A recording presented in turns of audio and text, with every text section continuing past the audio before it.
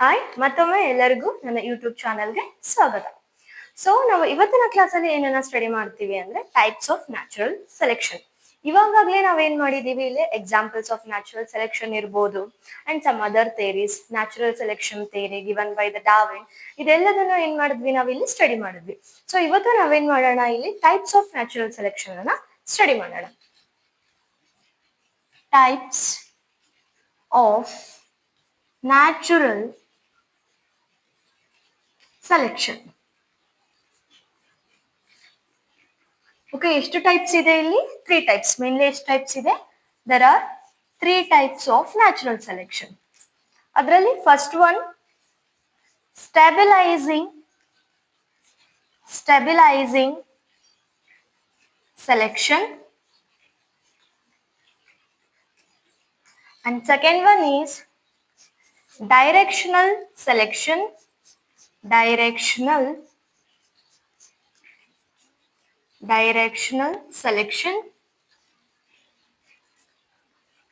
and third one yaudide illi, that is disruptive selection.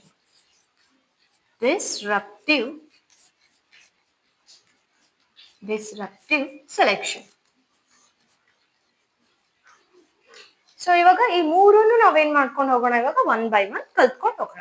First one ಯಾವ್ದಿದೆ ಅಂತ ಹೇಳಿದ್ವಿ, that is stabilising selection. So ಹೆಸರಲ್ಲೇ ಇದೆ, nature ಏನ್ ಮಾಡುತ್ತೆ ಇಲ್ಲಿ, ನ್ಯಾಚುರಲ್ ಸೆಲೆಕ್ಷನ್ ಟೈಪ್ ಅಲ್ವಾ ಇದು.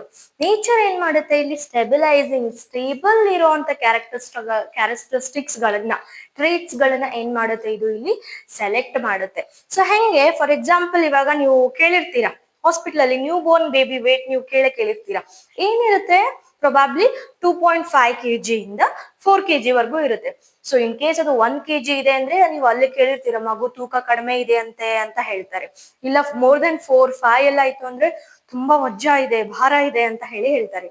ಸೊ ಇಲ್ಲಿ ಏನಕ್ಕೆ usually baby child birth weight ಏನಿರುತ್ತೆ ಅರೌಂಡ್ 2.5 ಇಂದ 4 kg normal. 4 is also bit high. Okay, so ಇಲ್ಲಿ ಜಾಸ್ತಿ ವೇಟ್ ಇದ್ರು, ಕಡಿಮೆ ವೇಟ್ ಇದ್ರು, ಅಂದ್ರೆ ಎಕ್ಸ್ಟ್ರೀಮ್ ಲೋ ವೇಟ್ ಇದ್ರು, ಎಕ್ಸ್ಟ್ರೀಮ್ ಹೈ ವೇಟ್ ಇದ್ರು ಕೂಡ ಬೇಬಿ ಸರ್ವೈವ್ ಆಗೋದು ಕಡಿಮೆ ಇಲ್ಲಿ ಅಲ್ವಾ. ಸೊ ಹಾಗಾಗಿ ಎವರೇಜ್ ಇರೋದು, ಮಿಡಲ್ ಇರೋದು, ಆ ಟ್ರೇಟ್ ಅನ್ನ ಅಂದ್ರೆ 2.5 ಇಂದ 4 kg ಒಳಗಡೆ ಇರುವಂತ ಬೇಬೀಸ್ ಗಳಿಗೆ ಸರ್ವೈವಲ್ ಆಗುವಂತ ಕೆಪಾಸಿಟಿ ಏನಿರುತ್ತೆ ಜಾಸ್ತಿ ಇರುತ್ತೆ.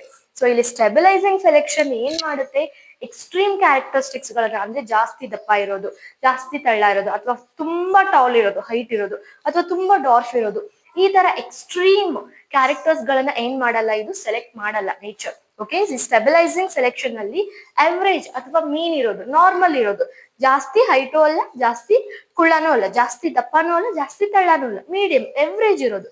ಸೊ ಆ ಮೇನ್ ಕ್ಯಾರೆಕ್ಟರ್ಸ್ ಗಳನ್ನ, ವ್ಯಾಲ್ಯೂವನ್ನ ಏನ್ ಮಾಡುತ್ತೆ ಈ ಸ್ಟೆಬಿಲೈಸಿಂಗ್ ಸೆಲೆಕ್ಷನ್ ಅಲ್ಲಿ ನೇಚರ್ ಸೆಲೆಕ್ಟ್ ಮಾಡುತ್ತೆ. ಓಕೆ, ಸೊ ಇದನ್ನ ಗ್ರಾಫ್ ಅಲ್ಲಿ ನೋಡೋದಾದ್ರೆ,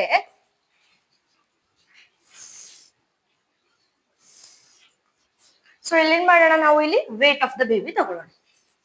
ವೇಟ್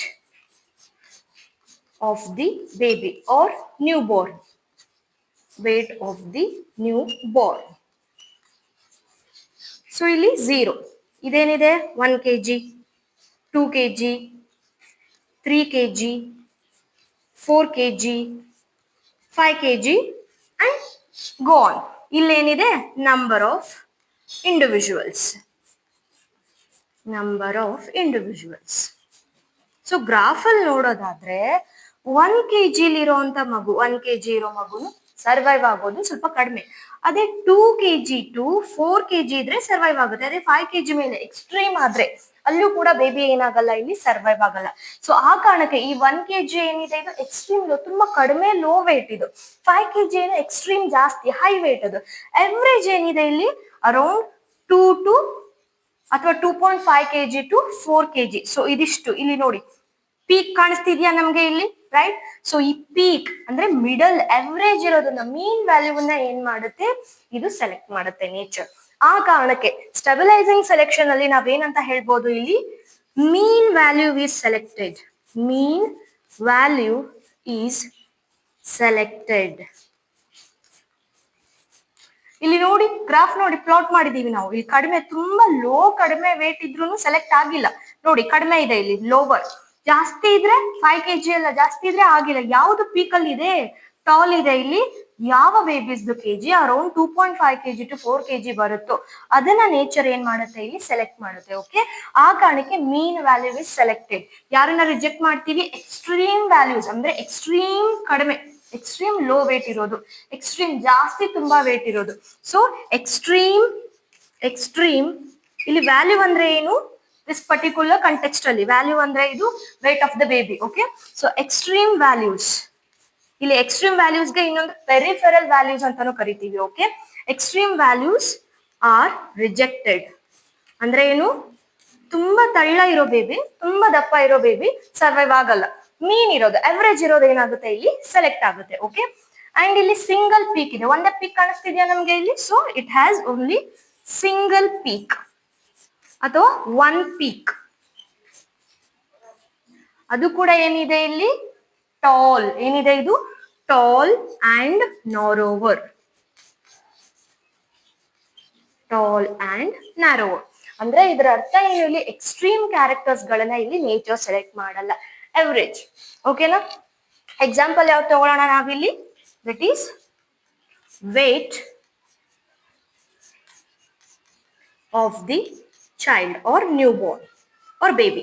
ಓಕೆ, ಸೊ ಆ ಕಾರಣಕ್ಕೆ ನಾವು ಇದಕ್ಕೆ ಏನಂತ ಕರಿತೀವಿ? ಈ ಸೆಲೆಕ್ಷನ್ಗೆ ಸ್ಟೆಬಿಲೈಸಿಂಗ್ ಸೆಲೆಕ್ಷನ್. ಅಂದ್ರೆ ನೇಚರ್ ಏನ್ ಮಾಡುತ್ತೆ? ಮೀನ್ ವ್ಯಾಲ್ಯೂವನ್ನ ಆ ಕಡೆ ಜಾಸ್ತಿ ಇರೋಲ್ಲ, ಆ ಕಡೆ ಕಡಿಮೆ ಇರೋಲ್ಲ, ಆ ತರದ ಕ್ಯಾರೆಕ್ಟರ್ಸ್ ಅನ್ನ ಏನ್ ಮಾಡುತ್ತೆ?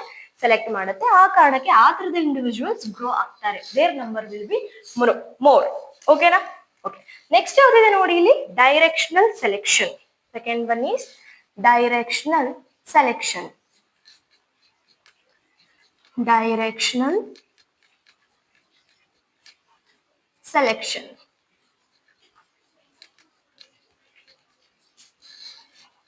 ಸೊ ಇಲ್ಲೇನಾಗುತ್ತೆ? ಮೀನ್ ವ್ಯಾಲ್ಯೂ ಸೆಲೆಕ್ಟ್ ಆಗಲ್ಲ. Okay, opposite. ಸೊ ಹೆಂಗೆ? ಇಲ್ಲಿ ನೋಡಿ, ಒಂದು ಎಕ್ಸಾಂಪಲ್ ಕೊಡ್ತೀನಿ ನಾನು ಮುಂಚೆ. ಓಕೆ, ಬಿಫೋರ್ ಪಾಯಿಂಟ್ಸ್ ಬರೆಯೋಕ್ಕಿಂತ ಮುಂಚೆ. ಸೊ ನೀವು ಇಂಡಸ್ಟ್ರಿಯಲ್ ಮೆಲನಿಸಮ್ ನೋಡಿದ್ವಿ, ಮಾತ್ಸ್ ಅಲ್ವಾ? ವೈಟ್ ವಿಂಗ್ಡ್ ಮಾತ್ ಅಂಡ್ ಡಾರ್ಕ್ ವಿಂಗ್ಡ್ ಮಾತ್ ಅನ್ನ ನಾವು ನೋಡಿದ್ವಿ. ಸೊ ವೈಟ್ ವಿಂಗ್ಡ್ ಮಾತ್ ಜಾಸ್ತಿ ಯಾವ ಟೈಮ್ ಅಲ್ಲಿ ಇತ್ತು? 1850s, ಅಂದ್ರೆ ಬಿಫೋರ್ ಇಂಡಸ್ಟ್ರಿಯಲೈಸೇಷನ್ ಅಲ್ವಾ? ಡಾರ್ಕ್ ವಿಂಗ್ಡ್ ಮಾತ್ಸ್ ಯಾವಾಗ ಜಾಸ್ತಿ ಆಯ್ತು? After industrialisation, that is after 1920s. So ನೋಡೋಣ ಇಲ್ಲಿ ಒಂದೇನು 1850s ಅಲ್ಲಿ ಏನಾಯ್ತು ನೋಡೋಣ. 1850s ಅಲ್ಲಿ ಏನಾಯ್ತು?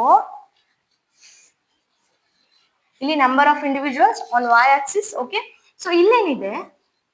ವೈಟ್ ಬ್ಯಾಕ್ ಗ್ರೌಂಡ್ ಇದೆ, ವೈಟ್ ಬ್ಯಾಕ್ ಗ್ರೌಂಡ್.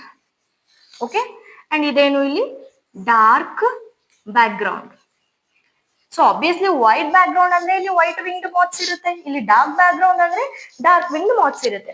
ಅಂದ್ರೆ ಇಲ್ಲಿ ಏನಾಗಿಲ್ಲ ಇನ್ನು? ಪೊಲ್ಯೂಷನ್, ಇಂಡಸ್ಟ್ರಿಯಲೈಸೇಷನ್ ಸ್ಟಾರ್ಟ್ ಆಗಿಲ್ಲ, ಪೊಲ್ಯೂಷನ್ ಇಲ್ಲ ಇಲ್ಲಿ. ಓಕೆನಾ? ಸೊ ಆ ಕಾರಣಕ್ಕೆ ಬ್ಯಾಕ್ ಗ್ರೌಂಡ್ ವೈಟ್ ಇದೆ ಅಲ್ವಾ? ವೈಟ್ ಇರೋ ಕಾರಣಕ್ಕೆ ಇಲ್ಲಿ ಏನಿತ್ತು? ವೈಟ್ ವಿಂಗ್ಡ್ ಮಾತ್ಸ್ ಜಾಸ್ತಿ ಇತ್ತು. ಯಾರಿಗೆ ಕಂಪೇರ್ ಮಾಡಿದ್ರೆ? ಡಾರ್ಕ್ ವಿಂಗ್ಡ್ ಮಾತ್ಸ್ಗೆ. ಇದು ಗೊತ್ತು ನಮ್ಗೆ ಅಲ್ವಾ? ಅದೇ ಆಫ್ಟರ್ ಇಂಡಸ್ಟ್ರಿಯಲೈಸೇಷನ್, ಅಥವಾ ಏನಂತ ಬರೆಯೋಣ ನಾವಿಲ್ಲಿ? ಆಫ್ಟರ್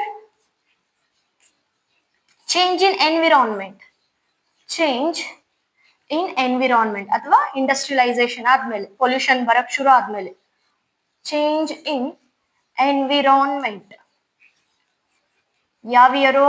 ಇನ್ 1920s ಅಲ್ಲಿ ಏನಾಯ್ತು ನೋಡೋಣ. ಸೊ ಇಲ್ಲೇನಿದೆ? White background. Okay, and ಇಲ್ಲೇನಿದೆ? Dark background. But 1920s ಅಂದ್ರೆ ಇಂಡಸ್ಟ್ರಿಯಲೈಸೇಷನ್ ಆದ್ಮೇಲೆ ಬ್ಯಾಕ್ ಗ್ರೌಂಡ್ ಏನಾಯ್ತು ಇಲ್ಲಿ? ಡಾರ್ಕ್ ಬ್ಯಾಕ್ ಗ್ರೌಂಡ್ ಟ್ರೀದು. ಯಾಕೆ? ಆ ಸೂಟು, ಡಸ್ಟ್ ಪಾರ್ಟಿಕಲ್ಸ್ ಎಲ್ಲ ಬರೋಕ್ ಶುರು ಆಯ್ತು.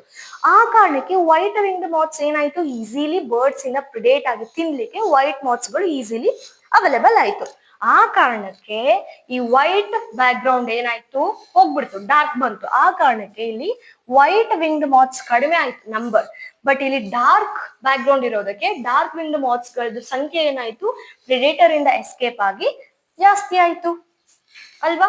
ಆ ಕಾರಣಕ್ಕೆ 1920s ಆಫ್ಟರ್ ಇಂಡಸ್ಟ್ರಿಯಲೈಸೇಷನ್ ಎನ್ವಿರಾನ್ಮೆಂಟ್ ಅಲ್ಲಿ ಚೇಂಜ್ ಆದ್ಮೇಲೆ ಇಲ್ಲಿ ಯಾವ ಮಾತ್ಸ್ ಗಳ ಸಂಖ್ಯೆ, ಪಾಪ್ಯುಲೇಷನ್ ಜಾಸ್ತಿ ಆಯ್ತು? That is dark back ground ಮಾತ್ ಅಲ್ವಾ? ಸೊ ಇಲ್ಲಿ ಎಕ್ಸ್ಟ್ರೀಮ್ ಇದೆ ನೋಡಿ ಅಲ್ವಾ? ಕಂಪ್ಲೀಟ್ ಒನ್ ಟೈಮ್ ಅಲ್ಲಿ ಕಂಪ್ಲೀಟ್ ವೈಟ್ ವಿಂಗ್ಡ್ ಮಾತ್.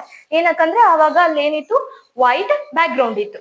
ಅದೇ ಇಲ್ಲಿ ಇನ್ನೊಂದು ಸಿನಾರಿಯೋ ನೋಡಿ, after industrialisation dark back ground ಇರೋ ಕಾರಣಕ್ಕೆ ಡಾರ್ಕ್ ವಿಂಗ್ ಮೌತ್ಸ್ ಏನಾಯ್ತು ಇಲ್ಲಿ ಜಾಸ್ತಿ ಆಯ್ತು ಅಲ್ವಾ. ಸೊ ಹಾಗಾಗಿ ಇಲ್ಲಿ ಎಕ್ಸಾಂಪಲ್ ಡೈರೆಕ್ಷನಲ್ ಸೆಲೆಕ್ಷನ್ ಅಲ್ಲಿ ನಾವೇನ್ ಹೇಳಿರ್ಬೋದು, ಮೀನ್ ವ್ಯಾಲ್ಯೂ ಇಲ್ಲ. ಮೀನ್ ಅಂದ್ರೆ ಏನು, ಎರಡೂ ಇರ್ಬೇಕಿತ್ತು, ವೈಟ್ ವಿಂಗ್ ಮೌತ್ ಇರ್ಬೇಕಿತ್ತು as well as dark wing moth ಇರ್ಬೇಕಿತ್ತು. ಬಟ್ ಇಲ್ಲೇನಾಯ್ತು, mean value rejected. Mean value rejected. But ಯಾವ ವ್ಯಾಲ್ಯೂವನ್ನ ಸೆಲೆಕ್ಟ್ ಮಾಡ್ತೀವಿ ನಾವಿಲ್ಲಿ, extreme value, extreme or peripheral value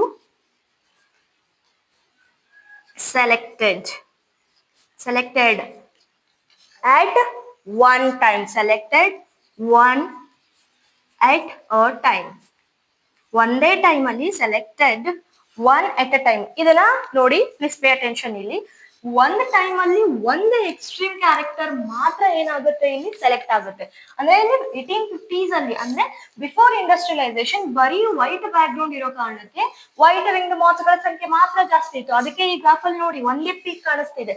next ಇನ್ನೊಂದು ನೋಡಿ, ಆಫ್ಟರ್ ಇಂಡಸ್ಟ್ರಿಯಲೈಸೇಷನ್ ಎಟ್ ಅ ಟೈಮ್ ಎರಡು ಎಕ್ಸ್ಟ್ರೀಮ್ಸ್ ಅನ್ನ ಸೆಲೆಕ್ಟ್ ಮಾಡಲ್ಲ. ಎಟ್ ಅ ಟೈಮ್ ಇಲ್ಲಿ ವೈಟ್ ವಿಂಗ್ ಮೌತ್ ಜಾಸ್ತಿ ಇರಲಿಲ್ಲ, ಡಾರ್ಕ್ ವಿಂಗ್ ಮೌತ್ ಜಾಸ್ತಿ ಇರಲಿಲ್ಲ. ಎಟ್ ಅ ಟೈಮ್ ಒಂದು ಟೈಮ್ ಅಲ್ಲಿ ವೈಟ್ ವಿಂಗ್ ಮೌತ್ ಜಾಸ್ತಿ ಇತ್ತು, ಇನ್ನೊಂದು ಟೈಮ್ ಅಲ್ಲಿ ಡಾರ್ಕ್ ವಿಂಗ್ ಮೌತ್ ಜಾಸ್ತಿ ಇತ್ತು. ಓಕೆನಾ, ಅದೇ ಇದ್ರದ್ದು meaning. Extreme peripheral value is selected one at a time. ಅಂದ್ರೆ ಈ ಟೈಮ್ ಅಲ್ಲಿ 1850s ಅಲ್ಲಿ ವೈಟ್ ವಿಂಗ್ ಮೌತ್ ಸೆಲೆಕ್ಟ್ ಆಗಿತ್ತು, ಹಾಗಾಗಿ ಒಂದು ಪೀಕ್ ಬಂತು.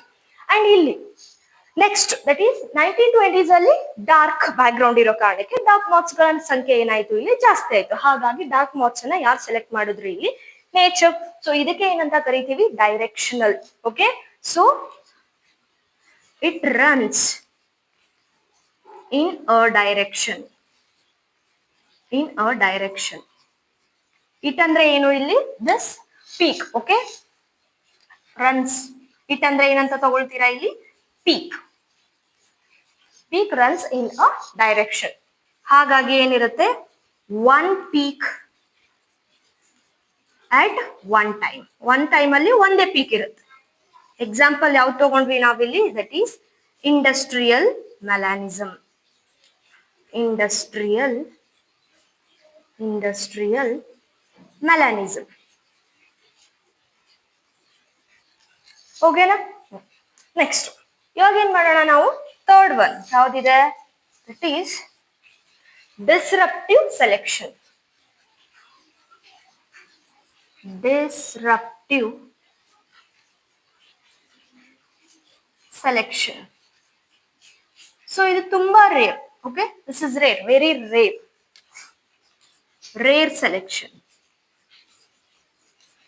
ಯಾಕೆ ರೇರ್ ಸೆಲೆಕ್ಷನ್? ಬಿಕಾಸ್ ಈ ಡಿಸ್ಟ್ರಕ್ಟಿವ್ ಸೆಲೆಕ್ಷನ್ ಅಲ್ಲಿ ಎರಡು ಎಕ್ಸ್ಟ್ರೀಮ್ ವ್ಯಾಲ್ಯೂಸ್ ಗಳನ್ನೇ ಸೆಲೆಕ್ಟ್ ಆಗಿರುತ್ತೆ. ಓಕೆ, ಅಥವಾ ಎರಡು, ಇಲ್ಲಿ ಪೆರಿಫೆರಲ್ ಅಂದ್ರೂ ಒಂದೇ, ಎಕ್ಸ್ಟ್ರೀಮ್ ಅಂದ್ರೂ ಒಂದೇ. ಓಕೆ, ಹೈಲಿ ಇಂಟೆಲಿಜೆಂಟ್ ಕೂಡ ಸೆಲೆಕ್ಟ್ ಆಗಿರುತ್ತೆ, ಹೈಲಿ ಇಲ್ಲಿ ವೀಕ್ ಅಥವಾ ವಾಟ್ ವಿ ಸೇ ವೀಕ್ ಅಥವಾ one who is not intelligent. Okay, ನಾವೇನಂತ ಹೇಳ್ತೀವಿ ಇಲ್ಲಿ, ಇಡಿಯಟ್ ಅಂತ ಹೇಳಿ ಕರಿತೀವಿ, ಮೂರ್ಖ ಅಂತ. ಓಕೆ, ಸೊ ಇಲ್ಲಿ ಎರಡು ಎಕ್ಸ್ಟ್ರೀಮ್ಸ್ ಗಳನ್ನ ಎಟ್ ಎ ಟೈಮ್ ಏನ್ ಮಾಡುತ್ತೆ ಇಲ್ಲಿ, ನೇಚರ್ ಸೆಲೆಕ್ಟ್ ಮಾಡುತ್ತೆ. But intelligent, non intelligent, it is not appropriate example ಯಾವುದು ಅಂತ ನೋಡೋಣ. ಸೊ ಇದು ರೇರ್. ಓಕೆ, ನೇಚರಲ್ ಆಗೋದು, ದಟ್ ಈಸ್ ಡಿಸ್ಟ್ರಕ್ಟಿವ್ ಸೆಲೆಕ್ಷನ್. ಯಾಕೆ rare? Because both peripheral value or characters are selected. Okay, so ಹಾಗಾಗಿ ಏನಾಗುತ್ತೆ ಇಲ್ಲಿ, organisms acquire both peripheral traits. Peripheral ಅಂದ್ರೆ extreme traits, peripheral traits. So ಇವಾಗ ಫಾರ್ ಎಕ್ಸಾಂಪಲ್ ನೋಡಿ, graph ಹಾಕೋಣ. So ಇಲ್ಲೇನಿದೆ, small sized beak ಇರುವಂತ birds ಇದೆ. ಏನಿದೆ ಇಲ್ಲಿ, ಸ್ಮಾಲ್ ಸೈಜ್ಡ್ ಬೀಕ್ ಇರುವಂತ ಬರ್ಡ್ಸ್ ಇದೆ. ಅಂಡ್ ಮಧ್ಯ ಮೀಡಿಯಂ ಸೈಜ್ ಇರುವಂತ ಸೈಜ್ಡ್ ಬೀಕ್. ಅಂಡ್ ಇಲ್ಲಿ ಲಾರ್ಜ್ ಬೀಕ್ ಇರುವಂತ birds, large sized beak. Okay, so ಇಲ್ಲಿ ಏನಿದೆ ಬರ್ಡ್ಸ್ ಹತ್ರ ಏನಿದೆ, ಕೆಲವೊಂದು ಬರ್ಡ್ಸ್ ಗಳಿಗೆ ಸ್ಮಾಲ್ ಬೀಕ್ ಇದೆ, ಇನ್ ಕೆಲವೊಂದಕ್ಕೆ ಲಾರ್ಜ್ ಬೀಕ್ ಇದೆ, ಇನ್ ಕೆಲವೊಂದಕ್ಕೆ ಏನಿದೆ ಇಲ್ಲಿ ಮೀಡಿಯಂ, ಈ ಕಡೆ ಚಿಕ್ಕದು ಇಲ್ಲ ಈ ಕಡೆ ದೊಡ್ಡದು ಇಲ್ಲ. ಸೊ ಹಾಗಾಗಿ ಈ ಸೀಡ್ಸ್ ಗಳನ್ನ ಏನ್ ಮಾಡ್ಬಿಡುತ್ತೆ, ಎಲ್ಲಾ ಫುಡ್ ಐಟಮ್ಸ್ ಐದರ್ ಸ್ಮಾಲ್ ಬೀಕ್ ಇರುವಂತ ಬರ್ಡ್ಸ್ ಗಳು ತಿಂದಾಕುತ್ತೆ ಒಂದು, ಇಲ್ಲ ಅಂದ್ರೆ ಲಾರ್ಜ್ ಬೀಕ್ ಇರುವಂತ ಬರ್ಡ್ಸ್ ಗಳು ಏನ್ ಮಾಡುತ್ತೆ ತಿಂದಾಕುತ್ತೆ. ಹಾಗಾಗಿ ಯಾರಿಗ್ ಕಷ್ಟ ಆಗುತ್ತೆ ಇಲ್ಲಿ, ಸ್ವಲ್ಪ ಮೀಡಿಯಂ ಸೈಜ್ ಇರೋ ಬೀಕ್. ಓಕೆ, ಯಾವ ಬರ್ಡ್ದು ಬೀಕ್ ಏನ್ ಮೀಡಿಯಂ ಇರುತ್ತಲ್ಲ ಅದಕ್ಕೆ ಏನಾಗುತ್ತೆ ಇಲ್ಲಿ ಸ್ಟ್ರಗಲ್ ಆಗುತ್ತೆ ಸರ್ವೈವ್ ಆಗ್ಲಿಕ್ಕೆ. ಹಾಗಾಗಿ ಸೊ ಇಲ್ಲಿ ಸ್ಮಾಲ್ ಸೈಜ್ ಇರೋಂತ ಅಥವಾ ಬೀಕ್ ಸ್ಮಾಲ್ ಇರೋಂತ ಬರ್ಡ್ಸ್ ಅಂಡ್ ಬೀಕ್ ಲಾರ್ಜ್ ಇರುವಂತ ಬರ್ಡ್ಸ್ ಏನಾಗುತ್ತೆ ಇಲ್ಲಿ ಈಸಿಲಿ ತಮ್ಮ ನಂಬರ್ ಆಫ್ ಪಾಪ್ಯುಲೇಷನ್ ನಂಬರ್ಸ್ ಗಳನ್ನ ಇನ್ಕ್ರೀಸ್ ಮಾಡ್ಕೊಳ್ಳುತ್ತೆ. ಸೊ ಇಲ್ಲಿ ಮೀಡಿಯಂ ಸೈಜ್ ಬೀಕ್ ಇರುವಂತ ಬರ್ಡ್ಸ್ ಗಳು ಏನಾಗುತ್ತೆ ಇಲ್ಲಿ ಸ್ಟ್ರಗಲ್ ಆಗುತ್ತೆ. ಸೊ ಈ ಸಿನಾರಿಯೋ ಅಲ್ಲಿ ನೇಚರ್ ಏನ್ ಮಾಡ್ತಾ ಇದೆ, ಎರಡು ಪೆರಿಫೆರಲ್ ಕ್ಯಾರೆಕ್ಟರ್ಸ್ ಅಂದ್ರೆ ಎರಡು ಎಕ್ಸ್ಟ್ರೀಮ್ ಕ್ಯಾರೆಕ್ಟರ್ಸ್ ಅನ್ನ ಏನ್ ಮಾಡ್ತಾ ಇದೆ ಇಲ್ಲಿ ಸೆಲೆಕ್ಟ್ ಮಾಡ್ತಾ ಇದೆ. ಇಲ್ಲಿ ಮೀಡಿಯಂ ಎವರೇಜ್ ಮೀನ್ ಇರೋದನ್ನ ಏನ್ ಮಾಡ್ತಾ ಇದೆ ಇಲ್ಲಿ it is rejecting. Okay, so example ಯಾವ್ದು ತಗೊಳ್ಬಹುದು ನಾವಿಲ್ಲಿ, beak size of birds, actually African birds. ಓಕೆನಾ, ಫಿಂಚಸ್ ಇಲ್ಲ ಅಂದ್ರೆ ಡಾರ್ವಿನ್ ಫಿಂಚಸ್ ಅನ್ನು ತಗೊಳ್ಬಹುದು. ಅದನ್ನ ಮುಂದೆ ಇನ್ನೊಂದ್ಸರಿ ನಾನು ನಿಮಗೆ ಫಿಂಚಸ್ ಬಗ್ಗೆ ಹೇಳುವಾಗ ಹೇಳ್ತೇನೆ, ಅಡಾಪ್ಟಿವ್ ರೇಡಿಯೇಷನ್ ಬಗ್ಗೆ ಹೇಳುವಾಗ. ಸೊ ಇದೇನು ಇಲ್ಲಿ ಎಕ್ಸಾಂಪಲ್. ಓಕೆನಾ, ಅಂಡ್ ಇವನ್ ಸ್ನೇಲ್ ಅನ್ನ ತಗೊಳ್ಬಹುದು ನಾವು. Okay, snail shell also, but ಸದ್ಯಕ್ಕೆ ಬೇಡ. ಇವಾಗ ಏನು ಡಿಸ್ಟ್ರಪ್ಟಿವ್ ಅಂದ್ರೆ ಎರಡೂ extreme characters at a time ಏನಾಗುತ್ತೆ ಇಲ್ಲಿ ಗ್ರೋ ಆಗುತ್ತೆ, ಸೆಲೆಕ್ಟ್ ಆಗುತ್ತೆ ಬೈ ದ ನೇಚರ್. ಅದಕ್ಕೆ ನಾವೇನಂತ ಕರಿತೀವಿ ಡಿಸ್ಟ್ರಪ್ಟಿವ್ ಸೆಲೆಕ್ಷನ್.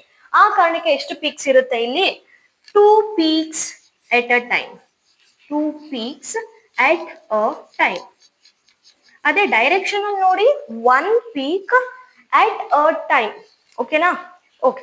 ಸೊ ಇದು ಮೂರು ಏನು ಇಲ್ಲಿ ನ್ಯಾಚುರಲ್ ಸೆಲೆಕ್ಷನ್ ಟೈಪ್ಸ್. ಒಂದು ಸ್ಟೇಬಲ್, ಅಲ್ಲಿ ಏನಾಗುತ್ತೆ ಮೀನ್ ವ್ಯಾಲ್ಯೂ ಅನ್ನ ಸೆಲೆಕ್ಟ್ ಮಾಡುತ್ತೆ. ಇನ್ನೊಂದು ಡೈರೆಕ್ಷನಲ್, ಇಲ್ಲಿ ಎಕ್ಸ್ಟ್ರೀಮ್ ಅಥವಾ ಪೆರಿಫೆರಲ್ ವ್ಯಾಲ್ಯೂ ಸೆಲೆಕ್ಟ್ ಆಗುತ್ತೆ ಬಟ್ ಒನ್ ಟೈಮ್ ಅಲ್ಲಿ ಮಾತ್ರ. ಓಕೆ, ಅಂಡ್ ಇನ್ನೊಂದು ಕ್ಯಾರೆಕ್ಟರ್ ಇನ್ನೊಂದು ಟೈಮ್ ಅಲ್ಲಿ ಸೆಲೆಕ್ಟ್ ಆಗುತ್ತೆ. ಅದೇ ಡಿಸ್ಟ್ರಪ್ಟಿವ್ ಏನು ಇಲ್ಲಿ ಎರಡು ಎಕ್ಸ್ಟ್ರೀಮ್ ಅಥವಾ ಎರಡು ಪೆರಿಫೆರಲ್ ಕ್ಯಾರೆಕ್ಟರ್ಸ್ ಏನಾಗುತ್ತೆ ಎಟ್ ಎ ಟೈಮ್ ಸೆಲೆಕ್ಟ್ ಆಗುತ್ತೆ. ಸೊ ಇದು ಮೂರು ಏನು ಇಲ್ಲಿ types of natural selection. So ಇವತ್ತಿಗೆ ಇದು ಸಾಕು. ಸೊ ನಾಳೆ ನಾವೇನ್ ಮಾಡೋಣ ಇಲ್ಲಿ ಎವಿಡೆನ್ಸಸ್ ಫಾರ್ ದ ಎವಲ್ಯೂಷನ್ ಅನ್ನ ಏನ್ ಮಾಡೋಣ ಸ್ಟಡಿ ಮಾಡೋಣ. ಸೊ ಇಫ್ ನಿಮಗೆ ನನ್ನ ವಿಡಿಯೋಸ್ ಏನಾದ್ರೂ ಹೆಲ್ಪ್ಫುಲ್ ಅನ್ಸಿದ್ರೆ ಪ್ಲೀಸ್ ಸಬ್ಸ್ಕ್ರೈಬ್ ಮಾಡಿ ಅಂಡ್ ಶೇರ್ ಮಾಡಿ ನಿಮ್ಮ ಫ್ರೆಂಡ್ಸ್ ಜೊತೆಗೆ. ಓಕೆನಾ, thank you everyone, bye by.